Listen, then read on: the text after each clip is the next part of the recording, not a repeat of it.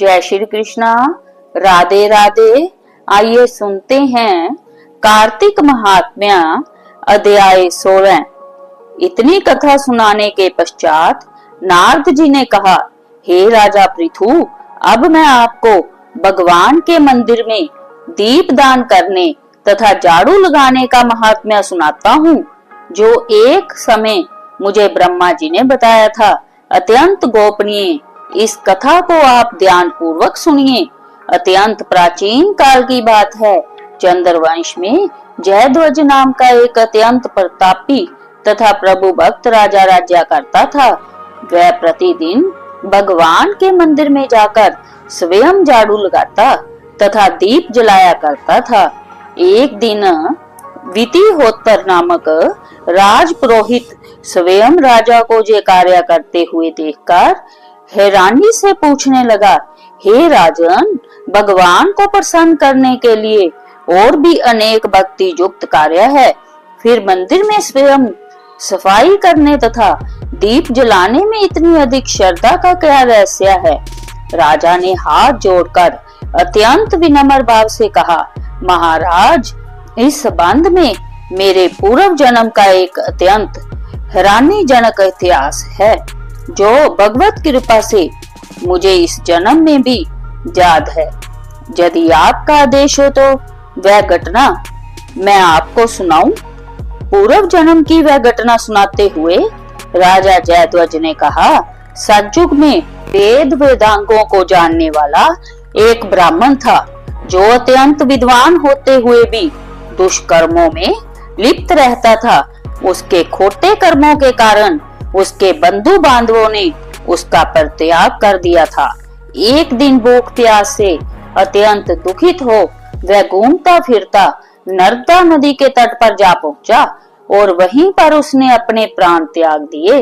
उसकी स्त्री भी व्यभिचारिणी थी, अतएव उसके बंधुओं ने उसे भी घर से निकाल दिया था। उसी के गर्भ से अत्यंत पापी मैं उत्पन्न हुआ था। उस जन्म में मेरा नाम दंडकेतु था। दूसरों की स्त्रियों, वैश्याओं तथा धन के लिए मैंने गो, पशु तथा अनेक मनुष्यों की हत्याएं की और इस प्रकार पाप पूर्ण जीवन व्यतीत करता रहा। एक रात्रि को किसी दूसरे की स्त्री से भोग करने की इच्छा से मैं एक सूने देवालय में गया। वहां जाकर मैंने वस्त्र से स्थान साफ किया और दीपक जलाया। उस सोने मंदिर में दीपक जलता देखकर ग्राम रक्षक वहां आ गए और मुझे चोर या डाकू समझकर उन्होंने लाठियों से मुझ पर इतने प्रहार किए कि मेरी मृत्यु हो गई। प्राण निकलते ही भगवान के दूत वहां आ गए और मुझे सुंदर विमान में बिठाकर वैकुंठ को ले गए।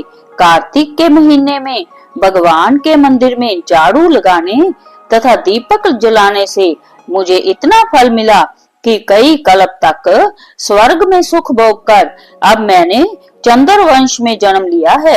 यदि श्रद्धा और भक्ति पूर्वक यही क्रिया कार्तिक के पूरे महीने की जाए तो उसके पुण्य का तो कहना ही क्या है, उसका वर्णन ब्रह्मा जी भी नहीं कर सकते।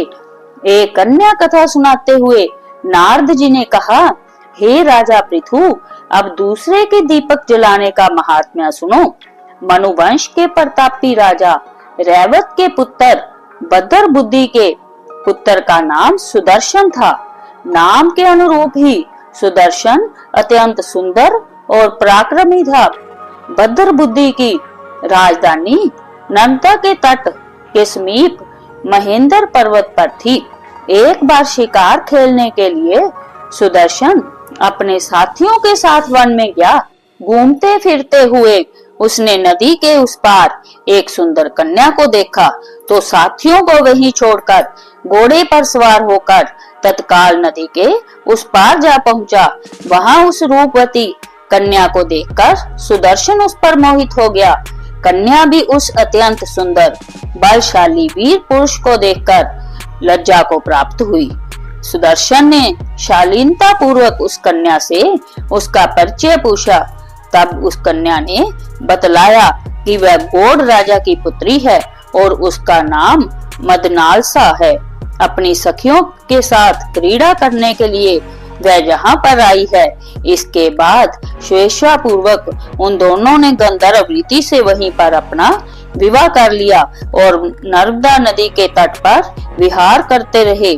फिर अपने घर पर आकर वे दोनों आनंद पूर्वक रहने लगे। कुछ समय बाद राजा बद्रबुद्धि अपने पुत्र सुदर्शन को राज्य सौंपकर स्वयं वन में चले गए। राजा बनने के बाद सुदर्शन बड़ी कुशलता पूर्वक राजकाज चलाने लगा। रानी मंदनालसा सदा अपने पति को विष्णु भगवान की पूजा आराधना करने का उपदेश करती रहती थी। इस प्रकार वे दोनों ही भगवान के अनन्य भक्त बन गए। राजा सुदर्शन ने रानी की प्रेरणा से भगवान का एक स्वर्ण मंदिर बनवाया। दोनों ही उसमें प्रतिदिन भगवान का पूजन तथा कार्तिक मास में दीप दान किया करते थे। एक दिन रानी मंदिर में दीप जला रही थी कि उसी समय राजा ने उसे बुलाया, परंतु दीपक जलाकर आने में रानी को देर लग गई। इस पर राजा सुदर्शन ने क्रोध आवेश में आकर रानी से कहा, तुम तो कहती थी कि पति ही स्त्री का देवता होता है, फिर दीप दान में इतनी देर लगाकर तुमने मेरा अनादर क्यों किया? यदि देरी का कोई और गुप्त कारण हो तो कहो। तब सती साध्वी मंदनालसा अत्यंत स्नेह युक्त वचनों से बोली, हे महाराज, मैं दीप दान का महत्व आपको बताती हूँ। अब आप ध्यान पूर्वक मेरे वचनों को सुनिए। अपने पिछले जन्म की कहानी सुनाते हुए रानी ने कहा, अपने पिछले जन्म में मैं एक चूहिया थी। गोदावरी के तट पर एक मंदिर में मैं रहती थी। एक दिन भगवान के मंदिर में रात्रि को जलता हुआ दीपक बत्ती छोटी होने के कारण बुझने लगा। मैंने घी खाने के लालच से बत्ती को मुंह से पकड़कर उठाया। मेरे ऐसा करने से दीपक की लो तेज हो गई, परंतु साथ मेरा मुंह भी जल गया। इससे मैं मृत्यु को प्राप्त हुई, क्योंकि रात के समय भगवान का दीपक प्रज्वलित करते हुए मेरी मृत्यु हुई थी। इस कारण मैंने ऐसा सुंदर रूप पाया और आपकी रानी बनी। यदि कोई श्रद्धा पूर्वक भगवान के मंदिर में दीप दान करता है तो उसके फल का तो कहना क्या है। अपनी रानी के मुख से जय वचन सुनकर राजा सुदर्शन ने आजीवन कार्तिक मास का व्रत करके भगवान के मंदिर में दीप दान किया और अंत में वैकुंठ को प्राप्त हुआ। इति 16वां अध्याय समाप्तम। इति श्री विष्णवे नमः। जय श्री हरि।